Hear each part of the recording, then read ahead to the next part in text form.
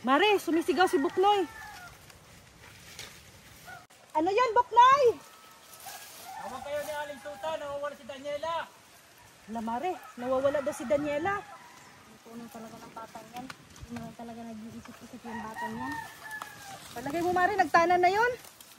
Yan ang ibang pupuntaan yun. Punta na yan dun kay DJ Fran. Naku, kawawa naman si nanay. Wala na. Hindi niya talaga inisip yung ano niya, pag-aaral niya. At talagang inisip niya talaga yung kaligayahan niya. Yan. Paano yan, Mare, si DJ Franz? Sana mabait, ano? Sana nga. Mabait yung tao. Kasi tingin ko kay Daniela, mahal na mahal si DJ Franz ay.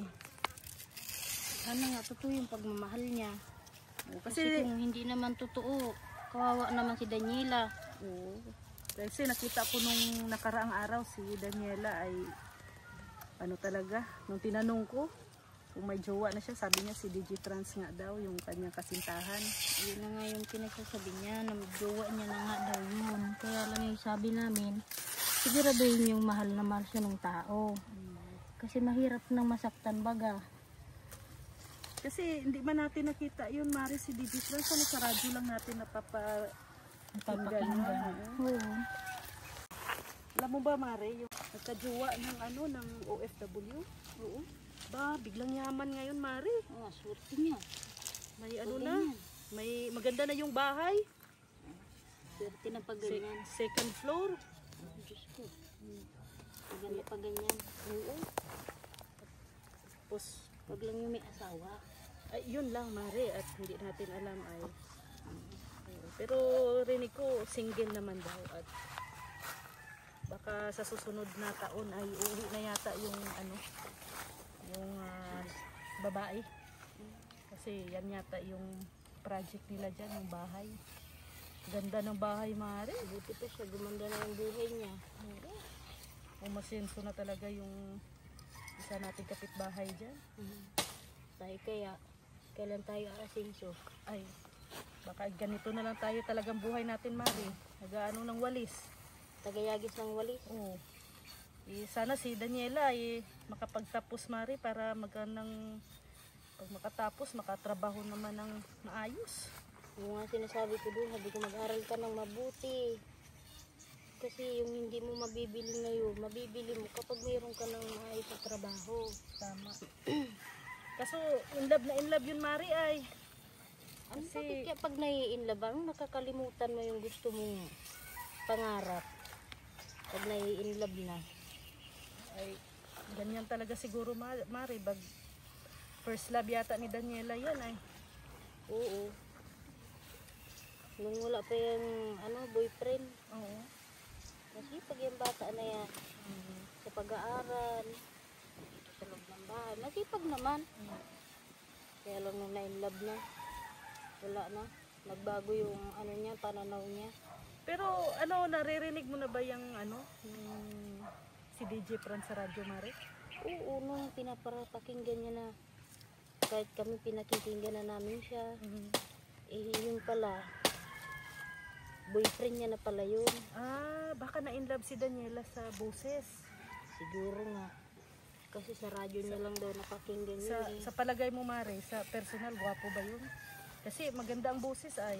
Siguro, kasi nai-inlove nga si Daniela, siyempre gwapo yun. Pero sabi daw nila, Mari, pag gwapo maganda daw ang boses, sa personal, pangit.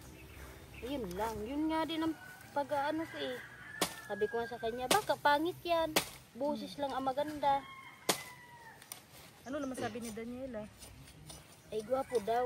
Kasi nakita niya na. Gwapo daw. Sabi ko, sana gwapo.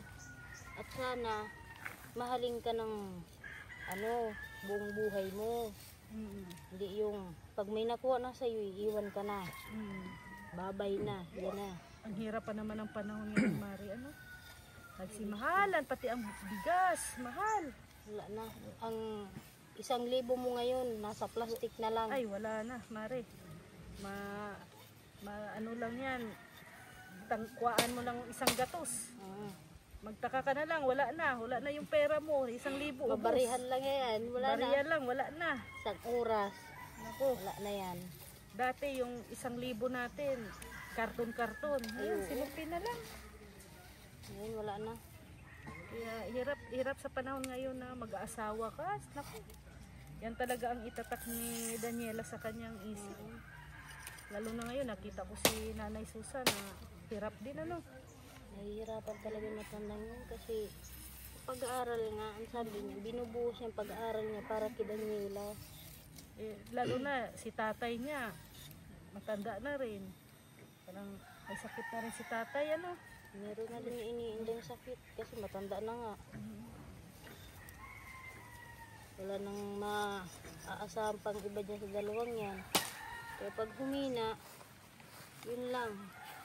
Kasi hindi naman naiisip ni Daniela na naman yun eh. Tawagin si Buknoy ha. Kuha ka mo ng ano. Buknoy, yan ang kayo. Tawagin si Buknoy. Buknoy! Buknoy, kuhaan mo kami ng ano, isa pang ano, ng niyog. Kasi Buknoy, Mari, buti na lang, maasahan din natin to. Ay oo nga. Buti na tulong tayo pag nakuha na. Pero nagugulat ako, Mari, bakit lagi yan dito nagagawi, ano? Sa ano natin? Uy! Itong bakang to.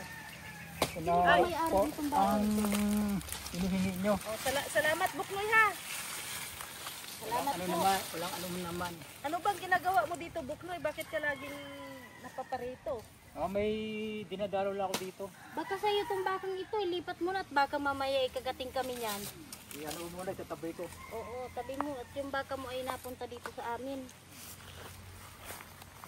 Maasahan din minsan si Buknoy, Mari. Timantakin mo, di na lang tayo di na tayo mahirapan. Tuloy ang ano natin. Tuloy ang kwentuhan. yagis natin at ang kwentuhan.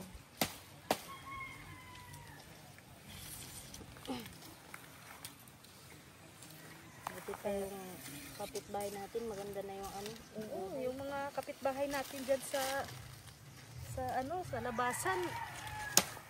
Ano na din talaga, umaasenso na rin talaga yung mga buhay nila, Mari.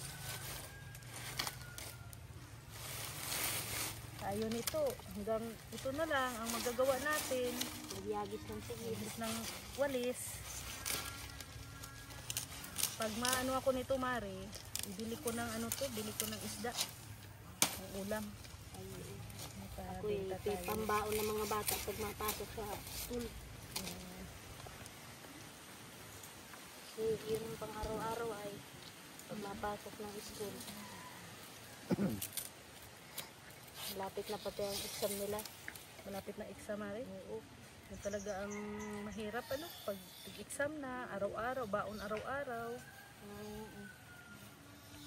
Kaya si Daniela, sabi ko sa kanya, mag-aral ka na muna ng mabuti.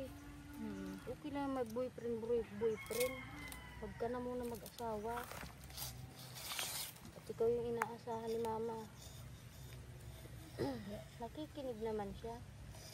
Kaya lang talagang nai-inlove na eh. Huwag niya gayahin yung isa nating kapitbahay dyan na nabuang dahil sa pag-ibig. Oo nga eh.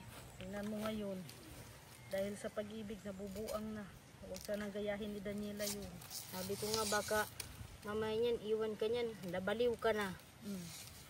Kasi sa sobrang kainlaban mo, di mo matanggap na iniwan ka.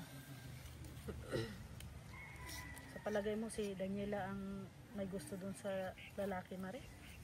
Kasi Oo, parang kasi pinaglalaban niya, ano? Napunta-punta naman siya doon eh. At pinaglalaban niya naman na mahal niya. Boyfriend niya na nga daw eh. Kasi pag seryoso kasi yung lalaki kay Daniela, pupunta yun dito, dadalaw yun dito sa magulang. May trabaho daw nga kasi sabi namin, ang trabaho nandyan lang yun. Sabi ko, bakit hindi mo siya yayain magpunta dito? May Siguro trabaho. ano, day off, yung walang pasok.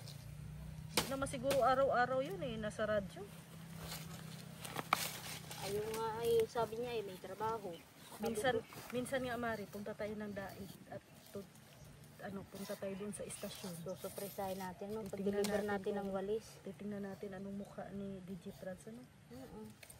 Kung gwapo ba or pangit. Kasi Nababalin si Minsan kasi Daniela, naririnig ko talaga, Mari, yung mga maganda daw ang boses sa radyo. Pangit daw Pangit talaga yung sa personal. Yun Baka lang. yun nga yun. Ha? Baka magkatotoo yung Kasi ang sinasabi mo. ganda-ganda ni Daniela ay, naku, ang malas naman kung mapunta sa pangit. No? Okay lang pangit. Basta yung kaya-kaya kang buhayin at kayang-kaya kang panindigan at di kayo iiwan. Sa Kaya bagay, panindigan yung pamilya mo. anhin mo naman yung gwapo kong tamad naman. Ano, Mari, no? Gwapo ka nga. Wala ka naman masasabi sa sarili mo. Para asa. Ayun ang masaklap. Yun ang masaklap. Pero siguro si DJ Franz ay masipag. Kasi May trabaho may naman. trabaho naman. Sana nga. Bago man sila magkatuluyan, ano, may pang malaki na sila sa sarili nila.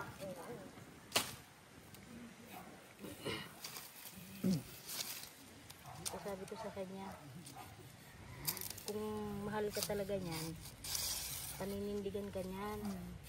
Eh, ano naman ang sabi ni nanay niya, Mari? Nanay ni Daniela. Yun nga eh, sabi niya kay Daniela, okay lang naman mag-boyfriend. Huwag naman yung mag-aasawa na agad. Eh, nung nakaraang araw, pinagalitan niya baga si Daniela, nagtalo yata sila eh. Oo nga eh. Kasi Di nga ako naimit sa isang tabi. na-high blood yata si nanay ito. At alam mo naman pag napapagod yan si mama, kung ano-ano ang ano, Sasabi. sasama nga ng loob kung ano nasasabi. Kaya yung isa sasama din ang loob.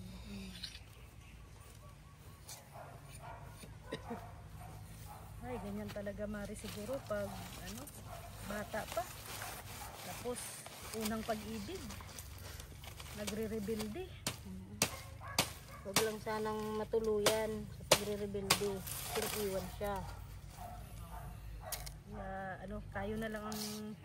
tayo na lang ang magpunta sa Dait, Mari, at titingnan natin yung ni DJ Franz na yan.